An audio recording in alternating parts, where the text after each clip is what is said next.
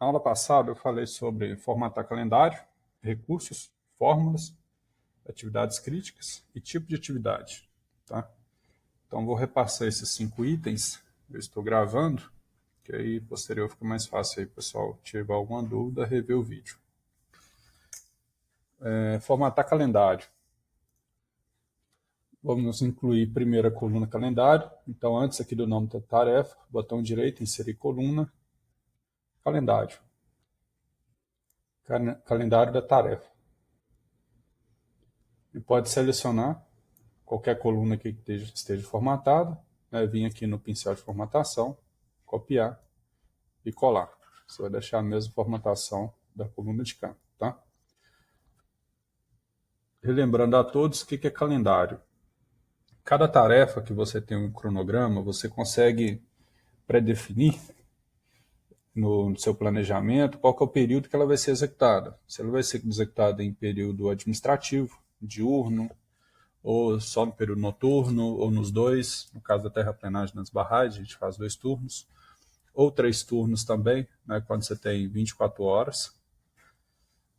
Você consegue fazer atividades em turnos distintos, né, uma terraplenagem em 2 turnos, a civil em 1 turno, desde que essa atividade esteja em linhas segregadas dentro do cronograma. Né? Cada atividade, cada linha aqui no cronograma é o que a gente chama de uma atividade. Tá?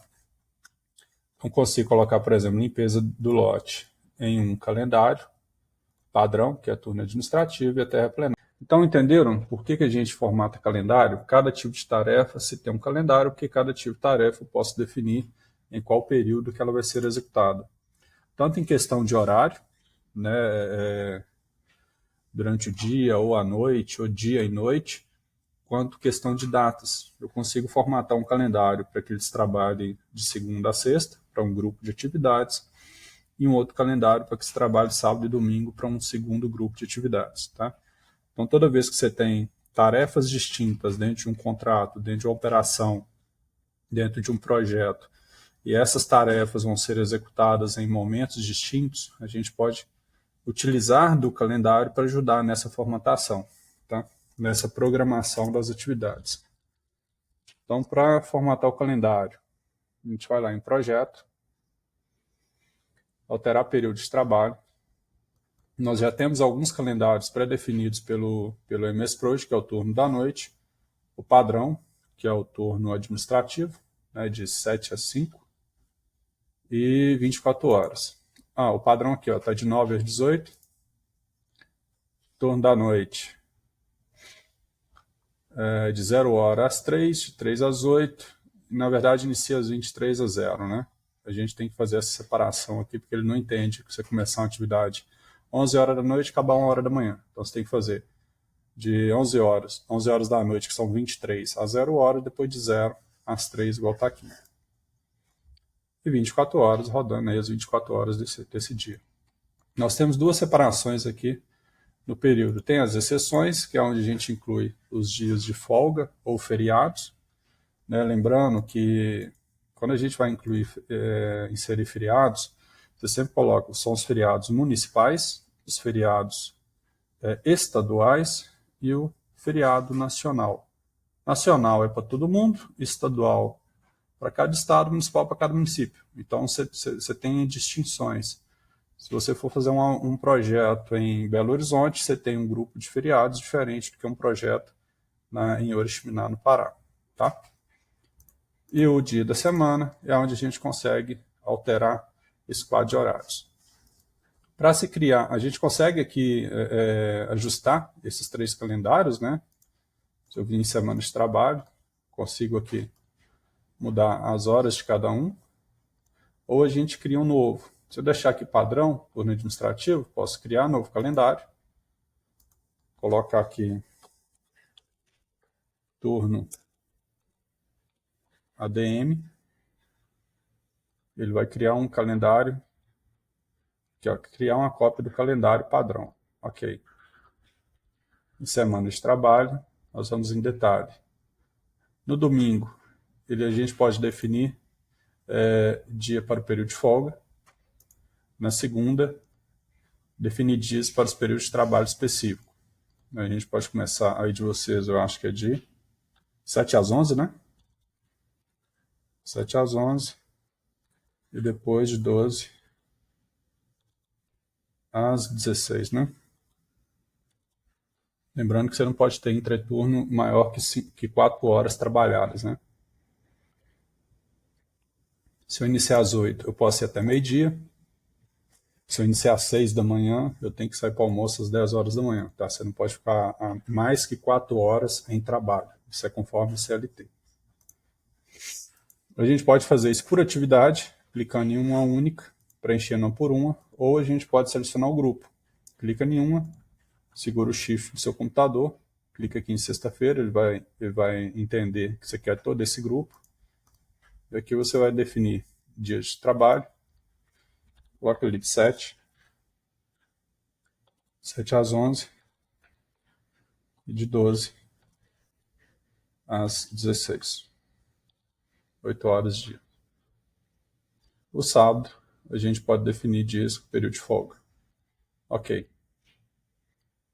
Então tá ali o nosso calendário, turno administrativo, uma cópia do calendário padrão, onde a gente deixou domingo e sábado, dia não trabalhado, e de segunda a sexta, uma carga horária de 8 horas dias. Ok até aqui? Aqui a gente coloca os dias de folga, né? Você pode criar um feriado aqui, feriado nacional, feriado 1º de maio, né? Feriado dia do trabalho. Eu posso mudar para aqui mesmo. 1º de maio, 1º de maio. Ou eu posso vir aqui direto na tabelinha e definir aqui, não sei, 15 de maio é feriado. Pronto, ele já criou um feriado. Quando a gente for distribuir as atividades, for programar essas atividades, se tem alguma atividade que vai começar no dia 12 com duração de 5 dias, por exemplo, ele vai contar dia 12, 13, 14, ele vai pular a quinta-feira, soma 16 e executar dia 19. Entendeu? Lembrando que todos os dias que a gente coloca em duração, dentro do Proj, são dias úteis, dias trabalhados. Tá? Para definir esse calendário aqui, é só clicar na setinha nessa coluna de calendário e definir aqui, ó, turno ADM. Nesse nosso exemplo, a gente pode deixar todos como turno ADM. Só copiar e colar, tá? Ou você cola ali na primeira e arrasta. Uma observação, em AP, que é o grupo de atividades, ela não tem calendário, tá? Aí fica como nenhuma.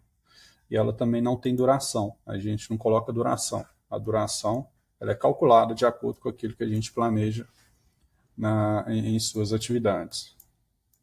Em caso de atividades, aqui todo mundo já aprendeu, né? Seleciona todos, vem de tarefa, vincular essas atividades. Para incluir aqui, ó, eu coloquei uma coluna aqui de unidade, configurações do campo. Ela é texto 1, quantidade, botão direito, na coluna, configuração de campo. Ela é essa quantidade que está como texto 2, vou mudar ela aqui. Ó. Ela tem que ser número, senão não faz forma. Número 1. Esse número 1, configurar campo. Vou colocar aqui, ó. Quantidade vai ser número 1. Eu sempre coloco esse entre parênteses aqui para me saber qual que é a coluna do projeto que eu estou usando, tá? Eu posso copiar esses dados e colar eles aqui. Ele já levou até a formatação. Essa coluna aqui eu vou ocultar. Produção dia está como texto 3 também. Deixa eu vou inserir aqui. Número 2. Coluna número 1 já usei. Eu vou usar número 2. Produção dia vai ser a número 2. Ok. Copiar a formatação. colar aqui. Ocultar. Vou inserir uma nova coluna, vou chamar número.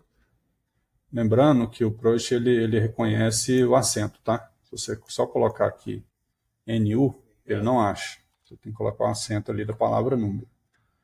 Número 3. Configurar campo.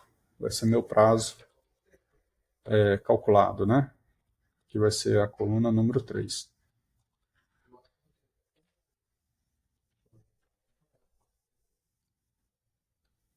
Copiar a formatação. Fazer a mesma formatação. Vamos lá.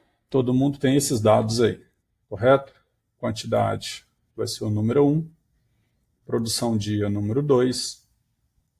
Prazo calculado vai ser o número 3. Lembrando que fórmula só faz em coluna número. Coluna texto, o Proust não reconhece ela para fazer fórmula, tá?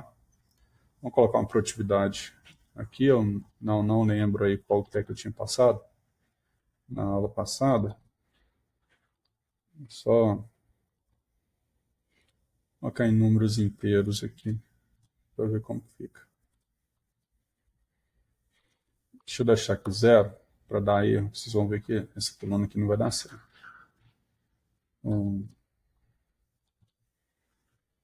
Ok, então eu tenho a quantidade. E a quantidade, eu venho lá da engenharia, né, eu vou fazer o projeto da minha edificação, nesse exemplo, vou calcular quais são as quantidades de cada serviço, vou planilhar esses serviços dentro do Proust e vou inserir essas colunas aqui, unidade como texto, quantidade como coluna de número e a produtividade dia, eu tenho a minha experiência, ou peguei um banco de dados, um caderno do DENIT ou de algum outro órgão que faz essas composições, ou peguei com o meu subempreiteiro ou minha própria experiência de campo, eu sei qual que é a minha produtividade de dia. Para saber qual que é o prazo de execução de cada atividade, simplesmente calcular a quantidade daquele serviço dividido pela minha produtividade dia. Né? Como que a gente faz? A gente vem nessa coluna número, botão direito, campos personalizados, atributos personalizados, eu estou na coluna 3 aqui, eu vou colocar fórmulas, vai me tipo confirmar, fórmula. Aqui, ó, ele já traz o início da fórmula. Número 3, que é essa coluna, é igual. Essa coluna vai ser o número 1, a coluna número 1, dividido pela coluna número 2. Estou pegando a quantidade dividido pela produção dia. Então vai ser número personalizado 1, dividido, tem aqui, ó, pelo número personalizado 2. Ok, ok, ok. Ele já me deu ali qual que é o meu prazo de execução de cada atividade. Conferem todos se a sua fórmula... Nessa fórmula, esse aqui eu fiz a fórmula mais simples que tem, tá? Você consegue fazer outros cálculos. Você tem parênteses aqui, se você for fazer fórmulas complexas, né? Com 10 colunas, por exemplo, você vai... É igual a regra de matemática básica, tá? O que a gente faria na calculadora ou no Excel. Então você tem as operações básicas, né? Soma, subtração, multiplicação, divisão e outras regras aí de matemática. Você tem todos os campos que tem número, né? Você tem data, alguns sinalizadores, enfim. Você consegue fazer diversos cálculos aqui dentro do Proust. Lembrando, o Proust, a única limitação dele é que cada coluna ela tem uma utilização diferente do Excel. Qualquer coluna lá você pode deixar ela como número ou como texto, né? Aqui você tem que saber. Por isso que eu coloco aqui a descrição ali da coluna entre parênteses, para ficar mais fácil para não esquecer. Tá? Se eu quiser fazer esses dois aqui, por exemplo, eu quero ter uma folga de um dia. Né? Ó, se eu peguei minha quantidade, dividi pela produtividade, eu achei X. Não, mas eu quero mais um dia aqui de folga, de prazo. Né? Então eu vou fechar parênteses ali. Ele vai entender que está entre parênteses, ele vai fazer a operação primeiro. Mais um dia. Ok. 400 dividido por 20 é 20, mais um dia, 21. Eu posso utilizar desse prazo para agora programar o meu project, o meu cronograma, tá? Aqui, ó, por exemplo, como eu sei que eu tenho um dia de folga e deu 6,33, eu posso considerar só 6, né? Porque na verdade o cálculo deu 5,33. Aqui deu 3,33, eu coloquei um dia de folga. Então não preciso de ter um dia inteiro, né? Posso deixar 4. Nesse aqui, ó, por que eu deixei 0? Justamente para dar erro. 1 dividido por 0 é 0, né? Ele deu erro. Então, para ele não. Como eu coloquei hidrossanitária elétrica como verba, eu posso colocar a produção de 1 para 1. 1 dividido por 1 é 1, mais 1 que tem a fórmula, lá na fórmula, aquele dia de folga, 2. Aqui aí eu vou precisar de alguém especializado na parte hidrossanitária e elétrica. Se eu souber que hidrossanitária eu vou gastar 5 dias e elétrica mais 5, eu já determino aqui esse prazo da atividade. Tá? Isso aqui não é regra se utilizar esse prazo. É só para você ter uma base matemática daquele período que você vai colocar ali para executar a sua atividade. Ok? Fórmulas. Alguma dúvida, pessoal? Nas fórmulas, deixa eu mostrar aqui atividade crítica. Aqui um erro que deu aqui, ó. Tá vendo esse risco vermelho? E tem uma data aqui com um risquinho, porque tem algum erro. E aqui está um dia, né? Sendo que essa atividade ela vai dar 25 dias aqui. Provavelmente quando foi fazer, digitou-se um dia ali. Então eu vou deletar. Vou tirar essa atividade daqui de dentro da EAP. Vou voltar com ela. Aí ela ajustou. Tá vendo? Então o que eu fiz? Eu deletei aquilo ali, tirei ela de dentro, transformei a AP em uma tarefa, peguei as atividades, voltei com ela. Aí eu excluí aquele erro, tá? Aí ele some aquele errinho que estava ali.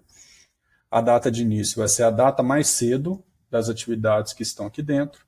A data de término vai ser a data mais tarde das atividades que estão aqui dentro. Ok? Da mesma forma, o cronograma como um todo, né? O prazo é em dias úteis, a atividade mais cedo, a atividade de início é a mais cedo da programação, a atividade término é a atividade mais tardia da programação. Então vamos lá, falando de calendário, falando de fórmulas, predecessor e sucessora, já expliquei na outra aula, né? Alguém tem alguma dúvida? O que é predecessor e sucessora? Não? Então deixa eu ocultar aqui.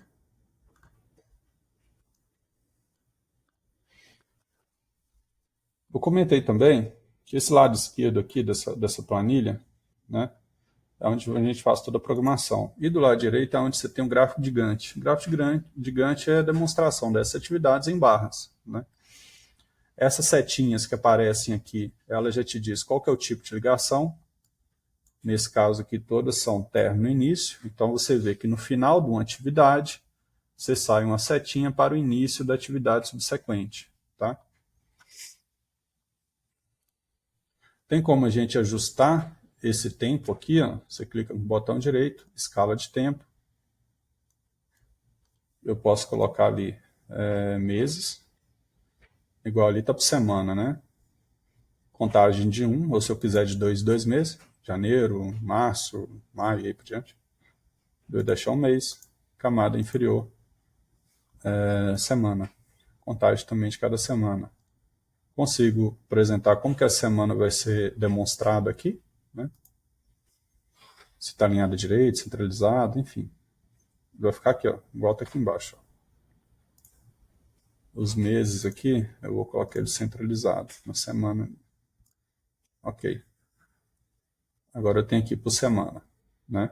Então essa atividade a gente sabe que está na semana do dia 2 do 3 até próximo dia 30 do 3, tá?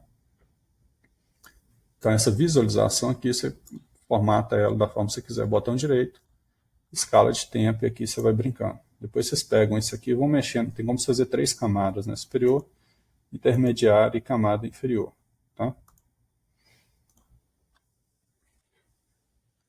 Outra coisa, projetos, exibir, tarefa crítica. Tá aqui, ó, gráfico de Gantt. O número de estrutura, a gente coloca o número aqui que está as atividades na frente da linha, não precisa. Tarefa resumo do projeto é onde ele traz esse nome aqui do projeto, né, como que ele foi formatado. Nesse caso que eu posso até tirar, posso colocar ali, ó, caso unifamiliar. Vou formatar essa mesma linha. Vou tirar todas essas outras de dentro daquela linha ali, da linha 1. Vou deletar a linha 1, botão direito, excluir tarefa. Pronto. Esse aqui é o meu resumo, tá? E a tarefa crítica. Deixa eu abrir tudo ali. Para abrir e fechar tudo, você clica ali, ó, igual Excel. Você clica naquele cantinho ali, você seleciona o cronograma todo, tá? Exibir, abrir todas as subtarefas. Eu posso abrir só o nível 1, que aqui está, o nível 2, nível 3 e assim por diante. Tá? O que são atividades críticas? São atividades que não têm folga para serem executadas. Caso essa atividade ela atrase um dia, ela impacta todo o meu término de projeto. Né? Nesse caso, como todas as atividades estão em sequência, então todas são caminho crítico. Se eu mudar aqui, por exemplo, vou colocar aqui que o telhado ele não depende do reboco. Né? O telhado vai depender da alvenaria. Então, a predecessora do telhado vai ser a atividade 5. Esse ID aqui, ó, é essas linhas aqui. Tá? O reboco é atividade 6. Eu posso vir aqui e digitar para atividade 5. Ok, ele vai mudar a minha sequência lógica. Tá? Então, a instalação de telhado agora não depende de reboco. Eu vou fazer minha alvenaria e já instalo o meu telhado. Por que reboco não é atividade crítica? Porque o prazo que está programado para se finalizar aqui dia 16/5, ele não é o prazo final do projeto. Ele teria aqui uma folga de torno de 4 dias. Então essa atividade não é crítica. Todas as demais que estão vermelhas são atividades críticas. Se eu atrasar um dia aqui em limpeza, está acabando dia 25, 25. Se eu colocar dia 22, ele vai alterar meu prazo final. Entendeu? Como que esse reboco aqui vai entrar no caminho crítico? A partir do momento que o prazo final dele seja igual ou maior que o prazo final do projeto. Se eu colocar ali 20, está 16, essa atividade, prazo final é dia 20. Se eu aumentar um dia, vai para 19. Está tranquilo. Se eu aumentar mais um dia, vai para 20. Ele já entrou no caminho crítico. Se eu aumentar 23, olha o que vai mudar com essas aqui, ó. A atividade crítica agora é o reboco, ou seja, a atividade mais tarde que eu tenho dentro do cronograma. E esse grupo de atividades aqui, ele tem uma folga de um dia. Então ele não entra como atividade crítica. Isso serve para quê? Quando você pega um cronograma grande de uma barragem, por exemplo, ou de uma indústria, de uma edificação, você, através dessa análise simples aqui de atividade crítica, você vê quais são as frentes de serviço que precisam de mais atenção. É lógico que esse grupo de atividade não é crítico, né? Tá azulzinho aqui, tá de boa? Não. A gente também segue acompanhando ele, porque sabe, se aumentar um dia aqui a mais, ele vira crítico também igual a outro, tá? Então é uma forma de você ver qual que é o grupo de atividades que você mais tem que prestar atenção ali no dia a dia e acompanhar para que essa atividade crítica não impacte aí no término da execução do seu projeto. Ok?